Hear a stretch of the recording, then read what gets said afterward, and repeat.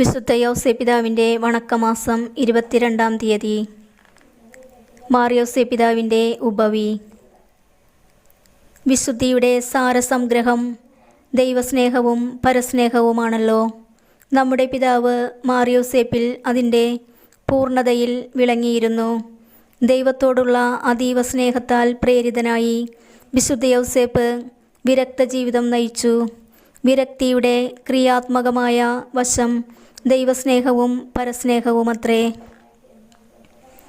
ദിവ്യജനനിയുടെ വിരക്ത ഭർത്താവും ദൈവകുമാരൻ്റെ വളർത്തുപിതാവും എന്നുള്ള ദൗത്യനിർവഹണത്തിൽ അനുഭവിക്കേണ്ടി വരുന്ന എല്ലാവിധ ക്ലേശങ്ങളും സഹർഷം സ്വാഗതം ചെയ്യുവാൻ അദ്ദേഹത്തെ പ്രേരിപ്പിച്ചത് വത്സല പിതാവിൽ ഉജ്ജ്വലിച്ചിരുന്ന സ്നേഹം മാത്രം. പരിശുദ്ധ കന്യകാമറിയത്തോടും ഈശോ മിശിഹായോടുമുള്ള